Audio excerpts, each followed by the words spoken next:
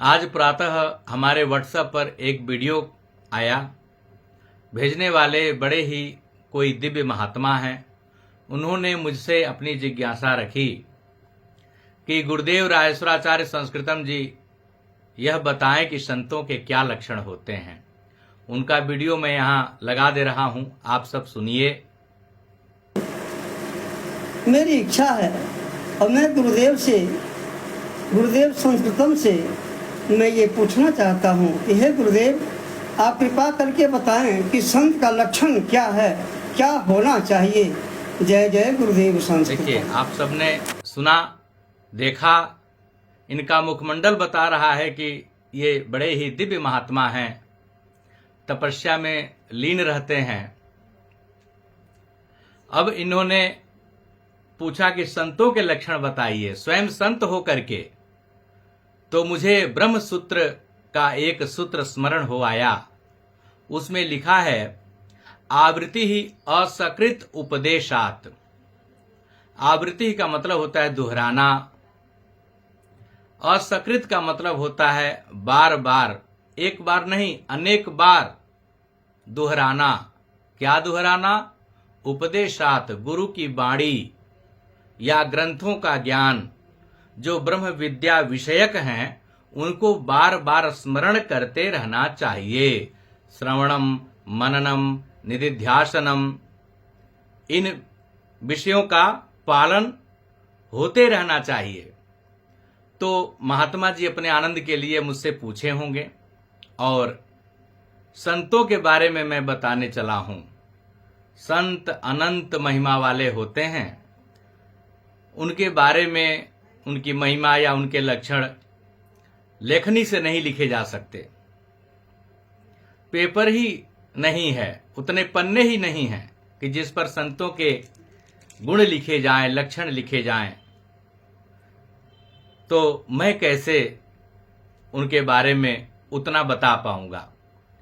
बस थोड़ा सा प्रयास कर रहा हूं, क्योंकि शास्त्र में जो लिखा हुआ है वह श्लोक में पढ़ने जा रहा हूं कि संत के क्या लक्षण होते हैं। श्लोक है, मनसि वचसि काये पुण्य पीयूष पूर्णाः त्रिभुवनम उपकार श्रेणिभिः प्रीणयन्तः परगुण परमाणून् पर्वतीकृत्य नित्यं हृदि विकसन्तः संति संतः कियन्तः। जो अंतिम पंक्ति है इसमें कहा गया है, संति संतः कियन्तः, संतः कियन्तः संति। अब वे संत कहां हैं, कितने हैं, कितने रह गए हैं, इनकी पहचान कैसे करें कि सच्चा संत कौन। संत न सच्चा होता है न झूठा होता है, संत तो संत होता है। यह स्वयं जो संत शब्द है अपनी पूरी परिभाषा को लिए हुए है, इसके आगे पीछे कोई विशेषण लगाने की जरूरत नहीं है। अब देखिए श्लोक में पहली पंक्ति में जो कहा गया है, मनसि वचसि काये पुण्य पीयूष पूर्णाः। जिनके मन से, वचन से और शरीर से अमृत वर्षा हो रही हो, अमृत वर्षा होती हो। अमृत वर्षा मतलब ज्ञान की वर्षा। उनकी दिव्यता बिल्कुल परिलक्षित हो रही हो, भाषित हो रही हो। उनकी सौम्यता, उनकी सहजता, उनकी सरलता स्पष्ट दिग्गोचर हो रही हो। ये संत होते हैं मन से, वचन से, कर्म से एक होते हैं और एक रूप में हमेशा रहते हैं। संत के लक्षण अनंत हैं, उनमें यह शास्त्र में जो लिखा गया है थोड़ा सा वही बता रहा हूं। आगे कहा कि त्रिभुवनम उपकार श्रेणिभिः प्रीणयन्तः। वे भेदभाव नहीं करते, तीनों लोकों में समान दृष्टि रखते हैं, उनके अंदर भेदभाव नहीं रहता। ऐसे संत होते हैं। फिर आगे कहा, पर गुण परमाणुन पर्वतीकृत्य नित्यम। पर गुण दूसरों के परम अणु के समान जो गुण है, यानी थोड़ा भी गुण है, उसको बढ़ा चढ़ा करके प्रकट करते हैं। क्यों बढ़ा चढ़ा करके प्रकट करते हैं? क्योंकि उस गुण को सुनने वाला जो व्यक्ति है उसमें जो है विशालता आएगी, उन गुणों को बढ़ाएगा और वह गुणवान कहलाएगा। संत कभी दोषों को देखते हुए भी किसी की निंदा नहीं करते। संतों के हृदय में हमेशा सहृदयता, सहजता रहती है, अपनत्व रहता है। सब में वही एक है, वही ब्रह्म सब में है। यह ब्रह्मांड में जो कुछ भी है तो सब ब्रह्म ही है। तो यही भाव विचार उनके हृदय में सदा रहता है। और देखिए, कहा गया है कि एको ही दोषो गुण सन्निपाते निमज्जतिंदोः किरणे शिवांकः। एको ही दोषो गुण सन्निपाते, 1000 गुणों में यदि एक दुर्गुण भी हो तो वैसे ही छुप जाता है। जैसे चंद्रमा का माधुर्य, उनकी शीतलता, उनकी ओश की बूंदें, अमृतत्व, वनस्पतियों के अधिपति हैं, ऐसे चंद्रमा जिनकी चांदनी में, जिनकी शीतलता में, जिनकी किरणों को पाकर सभी आह्लादित होते हैं, ऐसे चंद्रमा में जो एक काला धब्बा है वह कहीं दिखाई नहीं देता। संत की मति ऐसी ही होती है कि सभी में गुण देखते हैं और गुणों की बखान करते हैं, गुणों को बढ़ा देते हैं बखान कर करके, प्रशंसा कर करके, और वह व्यक्ति थोड़े से गुण से आगे चल करके गुणवान हो जाता है। यह दृष्टि है संतों की। अब वर्तमान की स्थिति पर भी मैं आऊंगा, अभी आऊंगा। आगे कहा कि निज हृदय विकसंतः, और देख करके सभी को, सभी प्राणी को, सभी जीव जंतुओं को, ब्रह्मा से लेकर के तृण पर्यंत सबके प्रति उनका जो है अपनत्व और परमात्मा शक्ति का प्रभाव दिखते रहता है। वे जानते हैं कि वासुदेवः सर्वम,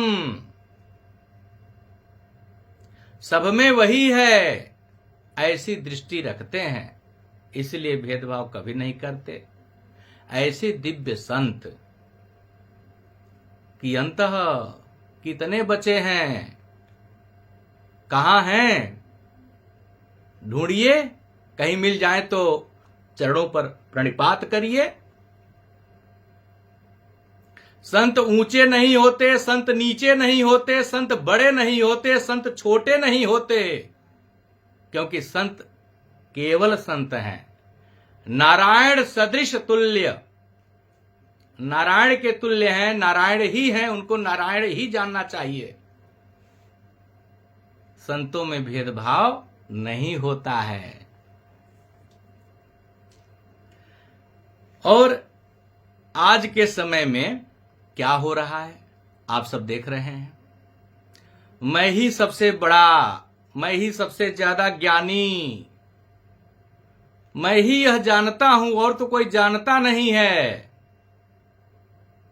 और अपनी प्रशंसा करने के चक्कर में दूसरे संत की निंदा, दूसरे आचार्यों की निंदा, दूसरे तपस्वियों की निंदा। अरे कौन कैसे अपनी जीवन यात्रा पूरी कर रहा है, प्रारब्ध से जो प्राप्त है उसमें वह कैसे जी रहा है, किस तरह से अपनी जीवन दैनंदिनी को बनाया है, किस तरह से अपना जप तप करता होगा, क्योंकि जो पढ़ा लिखा होगा वह अपरिग्रह भी पढ़ा होगा। अष्टांग योग में जो 8 योग हैं, यम, नियम, आसन, प्रत्याहार, प्राणायाम, धारणा, ध्यान, समाधि, इन 8 योगों में जो प्रथम है, पहली सीढ़ी है जिसको यम कहते हैं, उस यम के 5 भेद हैं। अहिंसा, अस्तेय, इस तरह से 5 हैं जिनमें अहिंसा प्रथम है। तो अहिंसा परमो धर्मः। उसी में आगे जो है अपरिग्रह भी है। अपरिग्रह का मतलब है कि संचय न करना, उतना ही रखना जिससे जीवन निर्वाह होता रहे, संचय नहीं करना। मतलब सिंहासन सोने की न बनवाओ, महल अटारी के सपने न देखो, क्योंकि संत हो। वृक्ष कबहू नहीं फल भखै, नदी न संचय नीर, परमार्थ के कारणे साधु धरा शरीर। साधु संतों का जीवन परमार्थ के लिए होता है, अपने स्वार्थ के लिए नहीं होता है कि जो आए सब मेरा, जो आए सब मेरा, जो आए सो हमारे ही परिवार का। जब मम और अहम में फंस गए तो गए। सहजता जब आ जाए तो समझ लो संत के लक्षण हैं। संत के अंग अंग से, संतों के रोम रोम से आशीर्वाद निकलता है, कल्याण निकलता है। लेकिन वर्तमान में संत वेश में लोग अपना पिंडदान करा चुके हुए हैं और उसके पहले उस समय उपदेश भी उनको मिल चुका है। परिव्राजकः सर्वभूताभय अभयम दद्यात्। सन्यासी सभी प्राणियों को अभय प्रदान करे, अभय दान करे। यह उपदेश प्राप्ति के पश्चात सन्यासी हो जाते हैं। लेकिन सन्यासी होने के बाद यह भूल जाते हैं और पक्षपात करते हैं। यह हमारा है, हम इसकी ओर से बोलेंगे, और यह जो है अच्छा नहीं है, ऐसे जो है पक्षपात करते हैं, भेदभाव करते हैं। अपना पराया, अपना पराया। अरे उदार वृत्ति तो है ही नहीं। आज के समय में कईयों में मैं देख रहा हूं, धरती वीरों से खाली नहीं है। बहुत ऊंचे ऊंचे संत हैं यहां पर, लेकिन बहुत अधिक दिखने वाले जो संत रूप में हमको दिखाई दे रहे हैं, वस्तुतः मैं चिंतन करता हूं तो कहता हूं कि ये ब्रह्मज्ञानी तो है नहीं, ब्रह्मज्ञानियों के लक्षण नहीं दिखते। और यदि होंगे भी तो उनका अपना विषय है। हम आए हैं और हम अपनी यात्रा पूरी कर रहे हैं। धर्म, अर्थ, काम, मोक्ष, ये 4 पुरुषार्थ होते हैं और यह चारों पुरुषार्थों की प्राप्ति संस्कृत विद्या के अध्ययन से प्राप्त हो जाती है। हमारे यहां संस्कृत विद्या में मोक्ष पर जो है बहुत शास्त्र हैं। समस्त शास्त्र ब्रह्म विद्या के शास्त्र मोक्ष पर ही हैं। तो जो विचार करेगा मुक्ति क्या है, मोक्ष क्या है, वह सांसारिक बातों को ढोएगा नहीं गठरी बनाकर। जब जनेऊ नहीं ढोया जा रहा है कंधे पर, तो काहे संसार को गठरी बना करके ढोते हो। मैं तो यह सुझाव भी दे रहा हूं कि शांति से अपने यहां जप तप और स्वाध्याय में निरंतर लगे रहना चाहिए, क्योंकि नारायण का स्वरूप जब लेकर आए हो तो नारायण की तरह से ही रहो, प्रांजल, निर्मल, निष्कलंक। लेकिन आप सब यह भी विचार करिए कि जो अच्छा काम कर रहे हैं, जो अच्छे लोग हैं, जो प्रतिष्ठित हैं, मर्यादित हैं, उनके भक्त भी बहुत हैं।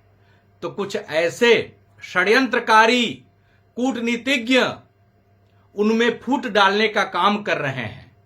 उनकी निंदा करो तो लोगों के नजरों से उतरते जाएंगे। अब उनकी निंदा कर दो, वे भी जो है लोगों के नजरों से उतर जाएंगे। सबको उतार दो और उसके बाद कहो सनातन की जय हो। सोचो, सबको उतार भी दोगे, समाज में नंगा करो। भाई देखो, पंगा लेने वाले जो होते हैं वो जानबूझकर यदि पंगा लेते हैं, अपमान करना चाहे तो किसी का अपमान कर दें, और आप जानते ही हैं कि किसी को भी विवाद में लपेट दो, वह व्यक्ति विवादित हो जाएगा, समाज उसे तो ऐसे ही इग्नोर कर देगा। तो जब हमारे भारत के श्रेष्ठ संत, अच्छे अच्छे महात्मा अपमान के भागी बनते हैं, उन दुष्टों के भाजक बनते हैं, तो हम सभी को बहुत क्षोभ होता है, लगता है कि यह गलत हो रहा है। सपने हूं नहीं देखे ही पर दोषा, नवदा भक्ति में यह भी एक भक्ति है। स्वप्न में भी किसी के दोष नहीं देखने चाहिए। 3 बंदरों का जिक्र आता है, किसी की बुराई न देखो, किसी की बुराई न सुनो और किसी की बुराई न करो। ये 3 बंदर हैं। यह उपदेश बंदरों को दिया गया, मनुष्यों को दिया जाना चाहिए था। लेकिन मनुष्य इस बात को समझें तो सही कि मनुष्यों को यह ज्ञान क्यों नहीं दिया गया कि किसी की बुराई न सुनो, किसी की बुराई न कहो, किसी की बुराई न देखो। क्योंकि जो कोई भी चित्र बनाया होगा 3 बंदरों का, वह सोचा होगा कि मनुष्य इस बात का पालन नहीं कर पाएंगे। क्योंकि एक न्याय है गगन रोमंथ न्याय, मतलब हवाई बातें करने वाले बहुत लोग हैं यहां पर। रोमंथ का मतलब होता है चरवण करना। कहते हैं कि पगुराई करना, जुगाली भोजपुरी में कहते हैं। मतलब पशु जब चर लेते हैं तो अपना दांत चलाते हैं तो झाग निकलता है, उसको चरवण कहते हैं, रोमंथ कहते हैं। ऐसे ही बहुत लोग हो गए हैं जो असूया रोग ग्रसित हो गए हैं कि वे भी चरवण करते हैं दूसरों की निंदा करके। दूसरों की निंदा न करें तो उनका भोजन न पचे। ऐसे लोग हैं असूया रोग ग्रसित। अब आप पूछेंगे कि असूया रोग क्या है, तो कहूंगा असूया का मतलब होता है दूसरों के 1000 गुणों में भी दुर्गुण ढूंढना और उसी दुर्गुण को पहाड़ के समान बता करके समाज में अपमानित करना।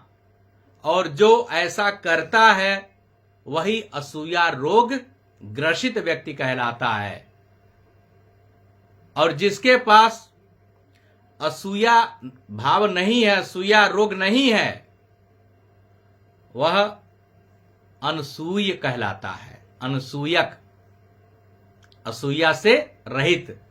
श्री रामचंद्र जी के लक्षण में यह बात बताई गई है कि श्री रामचंद्र जी अनसूयक हैं। और आज के समय में गुट बनाकर, लॉबी बनाकर, संतों के वेश में, आचार्यों के वेश में बहुत लोग हैं जो एक दूसरे पर आक्षेप लगा रहे हैं। क्या मिलता है इससे आक्षेप लगाने से? हाँ, यदि लिखा हो प्रारब्ध में कि आए थे हरिभजन को ओटन लगे कपास, बंदर की तरह से कूदते रहो, कभी इस डाली कभी उस डाली, कभी उसका समर्थन करो कभी उसका विरोध करो, कभी लिफाफा गैंग में शामिल हो जाओ या लिफाफा गैंग बना लो। तो भैया ऐसा जीवन जीवन नहीं कहलाता है। जिसे जीवन का बोध हो वह संत है। और संत अशिक्षित और शिक्षित ये डिग्रीधारी होना जरूरी नहीं है। डिग्रीधारी से क्या? जिसका हृदय विशाल हो, जिसका चिंतन सार्वभौमिक हो, राष्ट्र के लिए विचार करता हो, समाज के लिए विचार करता हो, शुभ क्या होना चाहिए, मंगल क्या होना चाहिए, कल्याण कैसे होना चाहिए। परमात्मा तो सूर्य मार्ग से जाने वाले उन महात्माओं को यहां पर भेजते हैं धरती पर कि जाकर लोक कल्याण करो। संत संतः की अंतः, ऐसे संत किधर गए, कहां गए, कितने हैं। ओम नमः शिवाय।